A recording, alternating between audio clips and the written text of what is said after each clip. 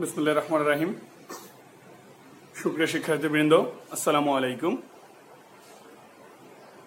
আমি মোহাম্মদ মাহমুদুল হাসান, প্রভাষক, অর্থনীতি বিভাগ, ঢাকা কলেজ। আমি আজকে আমার অনলাইন ক্লাসে তোমাদের সবাইকে স্বাগত জানাচ্ছি। আশা করি আলহামদুলিল্লাহ তোমরা সবাই ভালো আছো।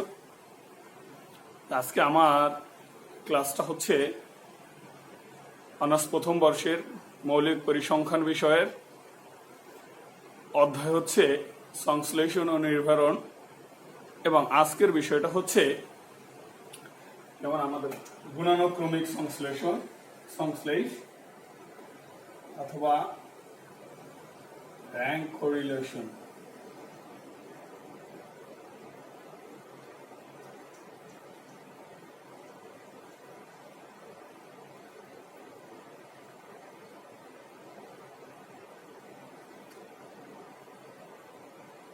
র্যাঙ্ক কোরিলেশন, আজকে গত ক্লাসে আমরা র্যাঙ্ক কোরিলেশন নিয়ে আলোচনা করেছিলাম, তবে আজকে র্যাঙ্ক কোরিলেশনটা একটু ভিন্ন বিষয়। কারণ গত ক্লাসে আমরা যে র্যাঙ্ক কোরিলেশন নিয়ে আলোচনা করেছি, সেখানে আমাদের আলোচনার বিষয়বস্তু ছিল যে আমরা পরিমাণগত দিক খুব সহজেই সংশ্লেষণ করে নির্ণয় করতে পারি। সেক্ষেত্রে আমরা যে সূত্র, কার্ল পিয়ারসনের সূত্র ব্যবহার করেছি, সেই সূত্র দিয়ে। তবে র্যাঙ্ক কোরিলেশন এক্ষেত্রে আমাদের সেই কার্ল পিয়ারসনের সূত্র ব্যবহার করা হয় না, কারণ র্যাঙ্ক কোরিলেশনের ক্ষেত্রে আমরা পরিমাণগত দিকটা বিবেচনা করি না। কারণ এখানে বিবেচনা করা হচ্ছে যে গুণানুক্রমিক, দ্যাট মিনস গুণ নিয়ে বা বৈশিষ্ট্য নিয়ে, একজনের গুণ, একজনের বৈশিষ্ট্য, আরেকজনের গুণ, আরেকজনের বৈশিষ্ট্য যখন তুলনা করা হয় বা বিবেচনা করা হয়, তখন র্যাঙ্ক কোরিলেশনটা নিয়ে আলোচনা করা হয়। তো গত ক্লাসে আমরা যেটা আলোচনা করেছি সেটা ছিল আমাদের র্যাঙ্ক কোরিলেশনের আলাদা আলাদা বৈশিষ্ট্য সম্পন্ন আলোচনা করেছি। কিন্তু আমরা যদি র্যাঙ্ক কোরিলেশন করতে গিয়ে যদি দেখি কখনো দুজনের র্যাঙ্ক এক হয়ে যায়, অর্থাৎ বৈশিষ্ট্য একই হয়ে যায়, যেমন 10 জন ছাত্রের মধ্যে 2 জন ছাত্র একসাথে 90 পেতে পারে। ছাত্র হচ্ছে মোট 10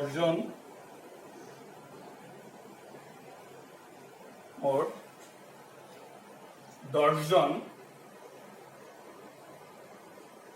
সেক্ষেত্রে 8 জন ভিন্ন ভিন্ন নাম্বার পেয়েছে। বাকি যে 2 জন তারা পেয়েছে মনে করো 90। এই যে 2 জন একই নম্বর পেয়েছে, সেক্ষেত্রে আমাদের আলোচনাটা কি হবে অথবা সমস্যার সমাধানটা কি হবে হতে পারে, এজন্য আমরা আজকে আলোচনা করেছি। অর্থাৎ একই র্যাঙ্ক বিশিষ্ট বা একই বৈশিষ্ট্য বিশিষ্ট যখন হবে 2 জন বা 3 জন বা 4 জন, তখন আমাদের আলোচনার বিষয়বস্তুটা কি হবে, সেই সমস্যা সম্পর্কিত আজকে আলোচনা আমরা করব। আশা করি তোমরা সবাই মনোযোগ দিয়ে শুনবে এবং দেখবে। তাহলে আমরা আলোচনার বিষয়বস্তু যাই। সেক্ষেত্রে আমাদের আলোচনার বিষয়বস্তুটা হচ্ছে, আমরা আবারও বলে যাচ্ছি, র্যাঙ্ক কোরিলেশন। আজকে হচ্ছে অনার্স প্রথম বর্ষ মৌলিক পরিসংখ্যান বিষয়ের অধ্যায় সংশ্লেষণ ও নির্ভরণ। আজকের বিষয় হচ্ছে গুণানুক্রমিক সংশ্লেষ অথবা র্যাঙ্ক কোরিলেশন। তা আমরা এটা মুছে দিই।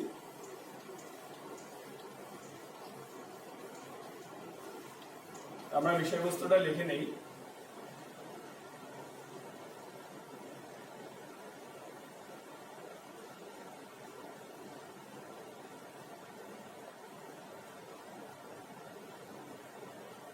গুণানুক্রমিক সংশ্লেষণ।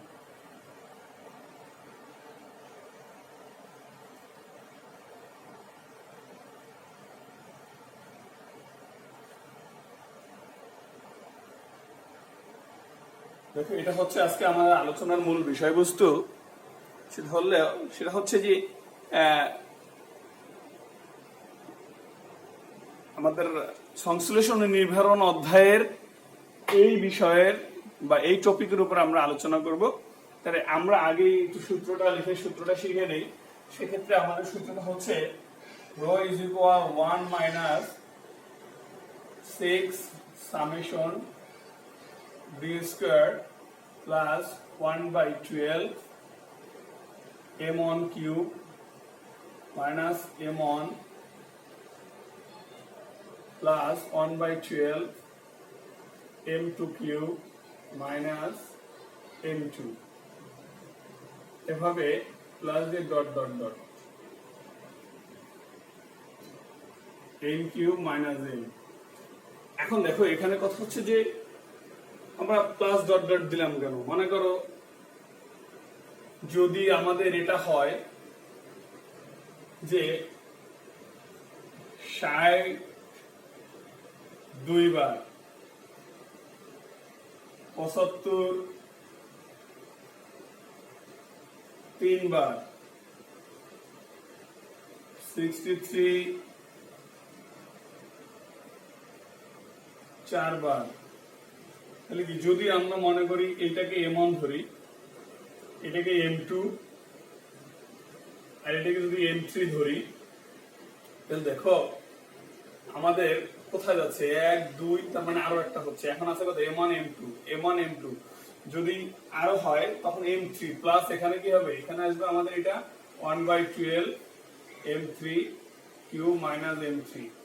দ্যাট মিন্স আমাদের কথা হচ্ছে যে যত বাড়বে তত এটার সাথে আদ্রযোগ হবে। যদি একটা শেষ হয়ে যায়, যদি মনে করি এগুলো নেই, শুধু 60 আছে 2 বার, শুধু 60 2 বার আছে, তখন আর আমাদের এটা লাগবে না।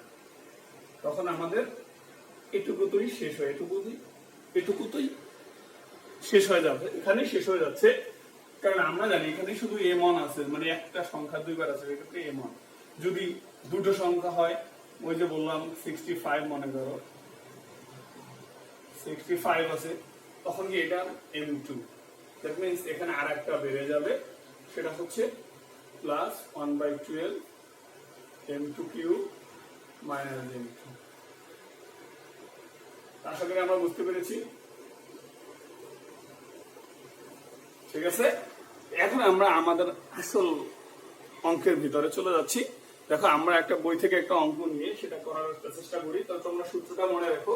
এখানে কি হচ্ছে আমরা জানি, এর আগেই জানি আমরা কি d সমান কি হচ্ছে rx মাইনাস ry অথবা ra মাইনাস rb অথবা xa মাইনাস xb ইত্যাদি ইত্যাদি। অর্থাৎ যে চলক দুটো থাকবে সেই চলক দুটোর র্যাঙ্কের পার্থক্য, দ্যাট মিন্স হলো d। যে চলক দুটো থাকবে সে দুটো চলকের পার্থক্য, দ্যাট মিন্স দুটো চলকের র্যাঙ্কের পার্থক্য, দ্যাট মিন্স d। আর এটা যদি হয় d স্কয়ার, দ্যাট মিন্স এটা স্কয়ার। আর এমন তো আমরা বলেছি n হইল মোট সংখ্যা।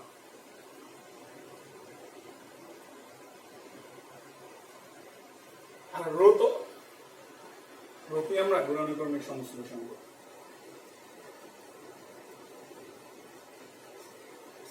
গুণানুক্রমিক সংশ্লেষণ।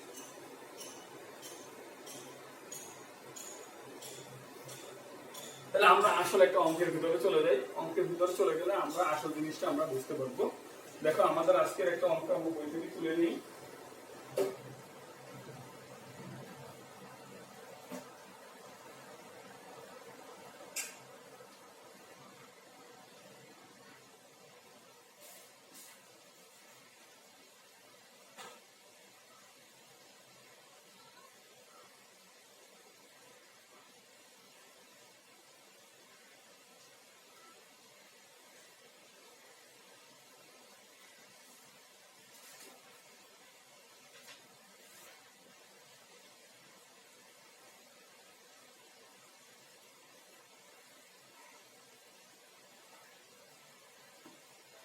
এখন এখানে একটা অঙ্ক আছে,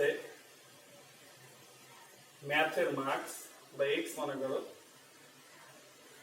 x আর হলো y।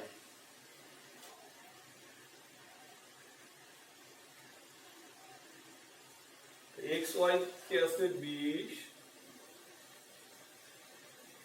52, তারপর হলো 25, তারপর হলো 40, তারপর হলো 33, 36, 33, তারপর হলো 50, তারপর হলো 33, তারপর মনে করো 23। 1 2 3 4 5 6 7 8 9 10, তারপর 19, তারপর হলো 53, তারপরে হলো 23, 32, তারপর হলো 30, তারপর হলো 35, তারপর হলো 32, 37, 36, 20। তো দেখো এখানে আমাদের একটা অঙ্ক দেয়া আছে।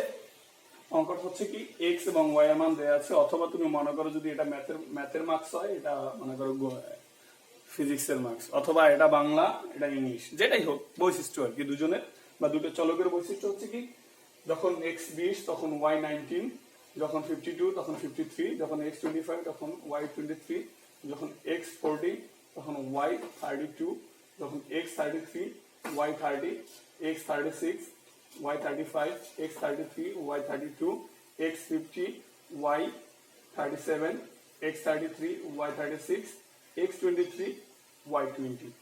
এখন এখানে আমরা কিছু বৈশিষ্ট্য আমরা দেখতে পাচ্ছি। এই বৈশিষ্ট্যের মধ্যে আমাদের যেটা হচ্ছে, দেখো আমাদের 20 52 25 33 এই দুটো এক জিনিস, এটাও এক জিনিস, 33 33 33 তিনটা এক জিনিস।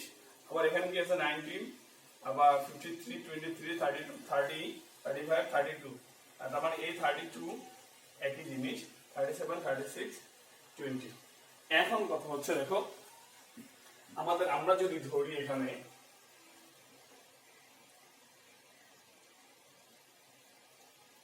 র্যাঙ্ক অফ এক্স আর র্যাঙ্ক অফ ওয়াই, যদি এটা ধরে rank of X, that means কি যদি আমরা সর্বনিম্ন থেকে শুরু করি তাহলে দুটোই সর্বনিম্ন থেকে শুরু করতে হবে, যদি সর্বোচ্চ থেকে শুরু করি তাহলে দুটোই সর্বোচ্চ থেকে শুরু করতে হবে। দ্যাট মিন্স যদি দেখি এখানে সর্বোচ্চ 52 52 52 50, 52 হলো সর্বোচ্চ, তার মানে 52 কে যদি আমরা 1 ধরি তার মানে 50 হলো 2, 50 এর পরে কত আছে দেখো 40 40, তার মানে 40 হলো 3, এরপর 40 এর পরে কত আছে দেখো 40 36 36, তার মানে এটা হলো 4, 36 এর পরে কত আছে 36, তারপর 33 33 33 33। এখন কথা হচ্ছে যে 4 এর পরে 5 হবে, এখন তিনটাকে তো আমরা 5 দিতে পারছি না, তিনটাকে আমরা 5 দিতে পারছি না। দ্যাট মিন্স তিনটা, একটা হলো 5, একটা 5, একটা 6, একটা 7, তাই তিনটা একটা যদি হয় 5, একটা 6 আর একটা 7, আমাদের আছে কত 3, তার মানে এই তিনটার যোগফল ভাগ 3 যেটা হবে সেটাই হচ্ছে এই তিনটার মান। দ্যাট মিন্স 5 তারপর 11 আর 7 18, that means 18 divided by 3 is equal 6। তাহলে আমাদের কথা হবে 36, এখানে 6 হবে, এখানে 6 হবে, আর এখানেও 6 হবে। এখন কথা হলো 5 6 7, পরের র্যাঙ্কটা শুরু হবে কত থেকে আমাদের 8 থেকে। দ্যাট মিন্স 33 এর পরে কত আছে 33, 33 এর পরে আছে কত আমাদের 33 এর পরে আছে 25, 25, দ্যাট মিন্স 7 গেলে 25 8, এরপরে 25 এর পরে আছে 28, কত 9, আর 20 আছে কত 10। এরপরে আমরা যদি এটা চলে যাই, এখন আমরা যাচ্ছি rank of Y. Rank of Y এর ক্ষেত্রে যেহেতু এখানে 52 কে আমরা 1 ধরেছি, সর্বোচ্চ গুণটাকে আমরা র্যাঙ্ক 1 দিয়েছি, ওয়াই এর ক্ষেত্রেও সর্বোচ্চটাকে আমরা র্যাঙ্ক 1 ধরবো। এখানে সর্বোচ্চ আছে কত আমাদের দেখো, সর্বোচ্চ আছে আমাদের 53, দ্যাট মিন্স 53 হলো 1। যদি 53 1 হয়, এর বিলো কত আছে 53, তারপরে 35 37, দ্যাট মিন্স 37 হলো 2, তারপর 37 এর পরে কত আছে 36, দ্যাট মিন্স 36 হলো 3, তারপর 36 এর পরে কত আছে 35, এটা হলো 4, 35 এর পরে কত আছে 35 এর পরে আছে 35, তারপর 35, দ্যাট মিন্স হলো কত আমাদের 37, 36, 35, 35 গেল 4, এবার 32 আছে, 32 হবে কত, 32 হবে 5, আরেকটা 32 আছে, এটা হবে 5 এর পরে কত 6। এখন কথা হলো এটাকে যদি আমরা 5 দিই, এটাকে আমরা 6 দিতে পারি না, দুটো মার্কস একই, দুটো মার্কস একই, যার কারণে আমরা কি একটা 5 একটা 6 দিতে পারি না। এই কারণে কি হবে, এই দুটার যোগফলের গড়টা হবে এই দুটার মান, দ্যাট মিন্স 5 + 6 / 2 সমান সমান কত হচ্ছে আমাদের, সমান সমান হচ্ছে 11 ভাগ 2, তার মানে 5.5। তাহলে এখন কথা হচ্ছে আমাদের 32, এটা হচ্ছে 5.5 আর এই 32 হচ্ছে কত 5.5। আশা করি বুঝতে পেরেছো। যেমন 5 এবং 6। এখন 32 এর পরে কত আছে আমাদের, 32 এর পরে আছে আমাদের 30, তো 30 টা হবে কত, দেখা যাবে 5 এবং 6, তার মানে এটা হবে 7। এবার 30 এর পরে কত আছে আমাদের, 30 এর পরে আছে আমাদের 23, দ্যাট মিন্স এটা হবে 8 আর 29 20 হবে 9 আর এটা হবে 10। দেখো এটা যখন আমরা বুঝতে পেরেছি, এখন আমাদের কথা হচ্ছে যে স্যার এখন আমাদের ডি স্কয়ার মান, কারণ আমাদের যে সূত্রটা, সেই সূত্রটা কি ছিল, সূত্রটা ছিল, আমরা এটা মুছি এখন, সূত্রটা আমরা একটু লিখে নেই। সূত্রটা হচ্ছে rho is equal 1 minus summation 6 summation D square plus m1 cube minus m1 sorry 1/12 m1 cube minus m1 plus 1/12 m2 cube minus m2। দেখো নিচে হলো n cube minus m। দেখো এখানে যখনই আমরা m1 m2 m3 তো দিতে পারতাম, m1 m2 m3 দিতে পারতাম আমরা, কিন্তু এই দেয়া যাচ্ছে না, কারণ আমাদের সংখ্যা কি, একটা হলো 33 তিনবার, এটাকে যদি আমরা m1 ধরি, তাহলে আরেকটা আছে আমাদের কত 32 দুইবার, তাহলে এখানে হবে কি m2। এখন যদি আরেকটা থাকতো, তখন মনে করো আমাদের 20, আরেকটা আছে মনে করো 3 বার, তখন এটাকে আমরা m3 ধরতাম। কিন্তু যখন আমাদের আছে দুটো 1 2, তখন এই সূত্রটাও 2 পর্যন্ত গিয়ে শেষ হয়ে যাচ্ছে। এখন দেখো আমাদের দরকার ডি স্কয়ার। ডি স্কয়ার মানে কি, ডি স্কয়ার সমান সমান হলে কি rx মাইনাস ry, এটা হলো স্কয়ার।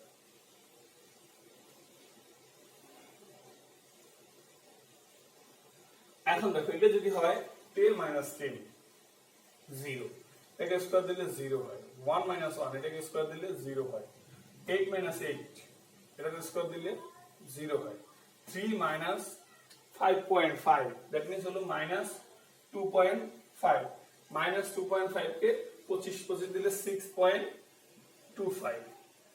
এরপর যদি হয় 6 - 7, তার মানে এখানে 1, 4 - 4 এখানে 0। এবার কত 6 - 0.5 5.5, তার মানে 0.5 এর স্কয়ার দিলে 0.25। এবার 2 - 2 মানে এখানে 0, 6 - 3 মানে 3, এখানে 9, 9 - 9 এখানে স্কয়ার করলে 0 হয়। তো যদি এটা হয় সামেশন ডি স্কয়ার সমান সমান কত, 9 আর 1 10 আর 6 16, 16.50। দেখো তোমরা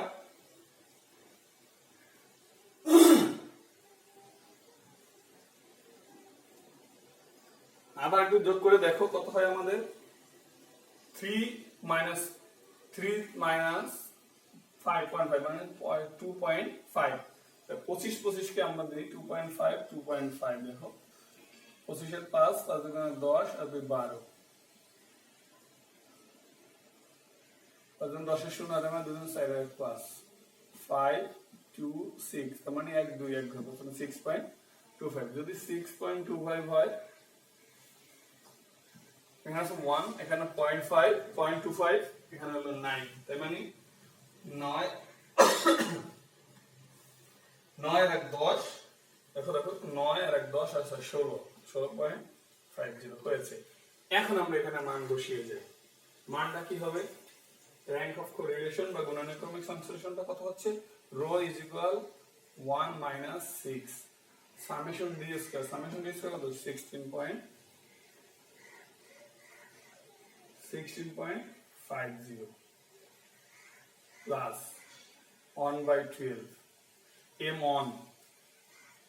m1 that means m1 সমান আমাদের কত আসছে? 33 m1 সমান কত আসছে? 3 33 আসছে কয়বার? 3 বার। সো m1 সমান কত আমাদের? m1 সমান 3। m1 সমান কত হবে আমাদের? m1 সমান হচ্ছে 3। m1 সমান যদি 3 হয় তার মানে এখানে কত হবে? 3 cube square minus 3 plus 1/12, sorry 3 square না 3 কিউব। দেখো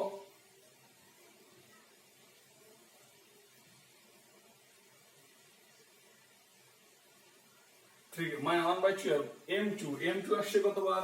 m2 কত আমাদের? m2 হলো 32। m2 that means 32 আসছে কয়বার? 2 বার। সেক্ষেত্রে m2 সমান 2। m2 সমান যদি 2 হয় কত? এখানে 2 কিউব মাইনাস 2। নিচে আসছে কত আমাদের? নিচে আসছে দেখো n কিউব। n কত আমাদের? n হলো সংখ্যা কয়টা? 1 2 3 4 5 6 7 8 9 10। তার মানে এখানে 10 কিউব মাইনাস 10। এখন দেখো আমরা যদি করি সেক্ষেত্রে কত হচ্ছে আমাদের? 1 মাইনাস 6 ইন্টু 16.50 প্লাস 3 3 9 3 9 27, 27 থেকে 3 গেল 24, তার মানে এখানে 24 ভাগ 12 প্লাস 8 মাইনাস 2 তার মানে 6 ভাগ 12। ঠিক আছে? হ্যাঁ, নিচে কত আসছে আমাদের? দেখো 10 রে কিউব দিলে হয় 1000 মাইনাস 10 তার মানে 990। এখন দেখো আমাদের কত হচ্ছে? 1 মাইনাস 6 ইন্টু 16.50 প্লাস 2 যোগ 0.5 ডিভাইডেড বাই কত? 990। যদি এটা হয় দেখো এখন আমরা কি করতে পারি? উপরের লাইনে যাই। উপরের লাইনে গেলে কত হবে আমাদের? 1 মাইনাস কত হয়? 5 18 আর 19, 6 ইন্টু 19 ডিভাইডেড বাই কত? 990। এখন দেখো যদি আমরা এটা করি তাহলে কত হয়? 990 মাইনাস কত হয়? 6 9 54 4 হাতে হলো আমাদের 5 6 7 5 11, নিচে কত আমাদের? 990। তাহলে আমরা সমান সমান দিলে আমাদের এখানে কত আসে? দেখি আমরা একটু ক্যালকুলেটর ইউজ করি। দেখি আগে এখানে কত আসে? 6 এর পরে আছে 2 7 আর হলো 1 8 ভাগ হইল 990 সমান সমান কত? 876 ভাগ 990।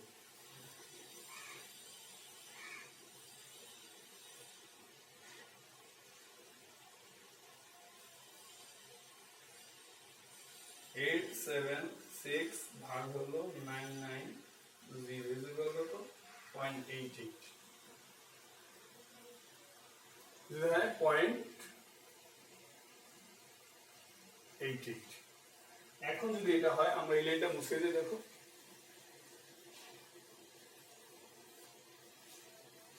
তাহলে যদি 0.88 হয় আমাদের কত হলো? গুণনীয়ক্রমিক সংশ্লেষ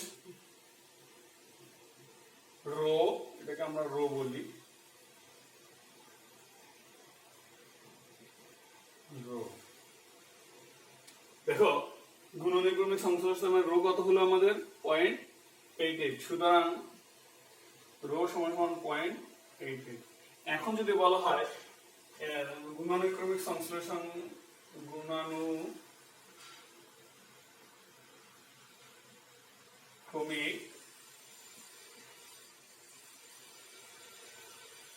সংশ্লেষ নির্ণয় করো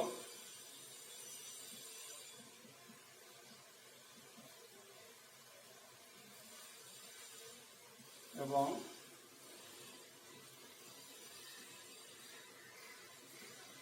মন্তব্য করো। এখন দেখা যাচ্ছে আমরা সংশ্লেষ নির্ণয় করেছি, রো সমান কত 0.88। যদি 0.88 হয় সেক্ষেত্রে এখন আমরা মন্তব্যটা কি করব? মন্তব্যটা করব x এবং y এর মধ্যে, x ও y এর মধ্যে আংশিক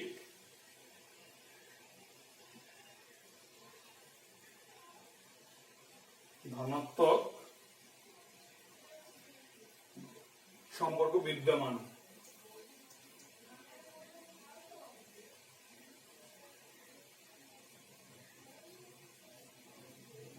আংশিক ধনাত্মক সম্পর্ক বিদ্যমান।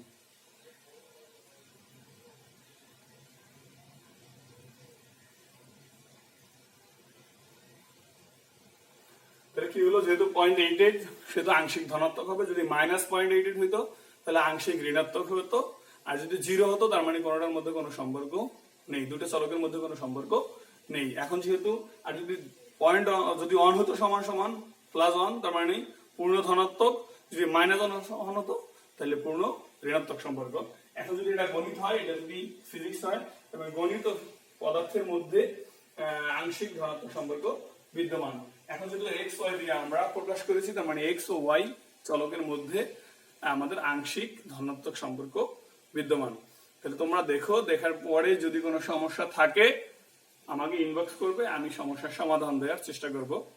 ভালো থাকবে সবাই, আগামী ক্লাসে আবার দেখা হবে। ধন্যবাদ সবাইকে। আসসালামু আলাইকুম রহমতুল্লাহ।